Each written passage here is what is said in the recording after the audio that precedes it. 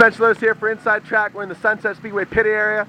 I'm talking to super stock veteran Paul Maltese. And Paul, we're talking all about the Sunset versus Sauble Home and Home Series. You just took part in round number 1 up at Sauble on June 29th. Tell me all about that event and how it went for your team. Well, we had a fun night. I brought the old car up, brought it out of the backyard, dusted her off. We had a good time. We started on the pole, led some laps. Actually, the first laps I've led all season. So it made me think twice of what car I should be driving. After tonight, maybe. But it was fun. Yeah, I enjoyed driving with the Sauble drivers. A lot of nice guys up there. Beautiful facility. It was fun. I liked it. Do you feel, with the tracks being so radically different, with Sauble being as tight and a little bit slower than what Sunset is, it puts the Sunset drivers at that much of a disadvantage when they go up there and really try to step onto Sauble's home turf and jump up into victory lane? I think so, a little bit. Sunset's a beautiful facility, great track surface, lots of grip. Then you go to Sauble, which hasn't been paved for a long time, since I was younger. It was a challenge, but fun. A fun challenge. I think the Sauble drivers are really good, so I mean, they hold on to that track pretty good. It was a lot of fun though. I mean, Sauble's a great track, so you know, I think it was a bit of a challenge. You mentioned that for that event you brought out your secondary car, your backup car. Is it radically different from the car that you run in weekly events here at Sunset now? Yeah, it's 15 years old.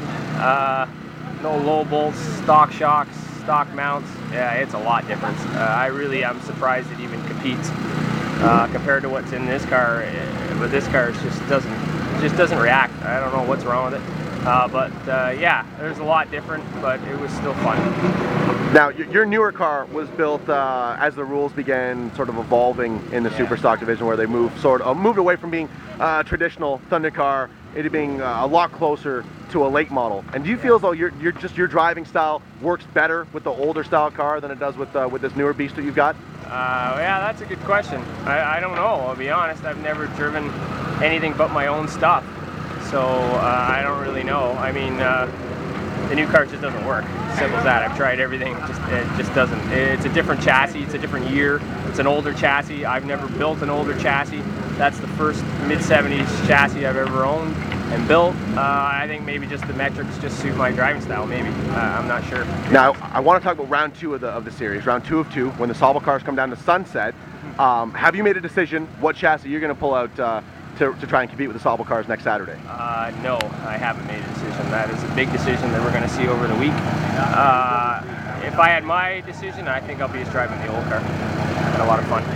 Now, as a Sunset competitor, I know you know the Sauble guys pretty well. You study your competition. You're a thinking man's driver. Who are you going to be keeping an eye on next Saturday when it comes to visitors? Well, Joe. I mean, Joe's just really good, and he wins here too. So, I mean, and we raced with him on Varney on Sunday. He won there too. So, I mean, I think Joe's the man to beat. Randy and Lane have some competition, as far as I'm concerned. Obviously, Smoking Joe Adams, like you said, wins everywhere. Won the Autumn Colors Classic, won at Varney, multi-time winner at Sauble. Yes. Do you feel as though, I'm going to ask you the same question, just like the Sunset cars going to Sauble, with Sunset being a wider surface, a fresher asphalt, does it put the Sauble cars at a disadvantage? Are guys going to have to change up their driving styles to come and try to compete at Sunset? No, I think their car will be better here. That track's harder to get a hold of, tighter.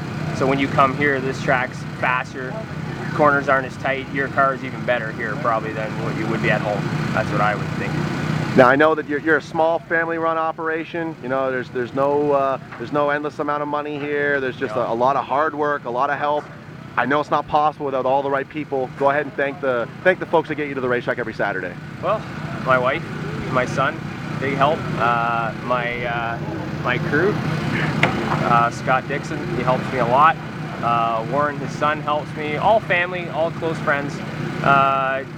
Just like having brothers working on a crew. Any particular sponsors you'd like to thank? Well, this year I got a couple new ones. I had So Simple Police, MAD, Mothers Against Drunk Driving have been a big supporter. I feel really strongly about that whole operation. We got Crime Stoppers back, Presto Appliance, which is my family business, which is the biggest supporter of everything because everything comes from my pocket. But we, Ontario Steel, I couldn't do it without Ontario Steel. He gives me all the steel, bought me some radios. I mean, excellent guy. Other than that, I got a great bunch of people that just helped me out. Paul, your veteran presence around here is unmistakable. I mean, there are countless younger drivers that credit you and your team for the knowledge and for the help that you've given them. I mean, I feel as though the roster we got here is better having you on it. Just the general atmosphere in the Superstock pits is better having you guys here. It's awesome seeing you get the old car out. I can't wait. Yeah, hopefully you're able to rattle off some good finishes now. I know it's been a bit of a challenge with the newer car. I don't know. I'm losing my faith in that car. But you're an awesome representative for the Speedway, man. That. Best of luck the rest of the season, and best of luck in round number 2 of the Home and Home Series. Appreciate that, Spence. Thanks very much. There you have, folks. Driver the number 28 Superstock, tucked away for another week. It's the veteran, Paul Maltese.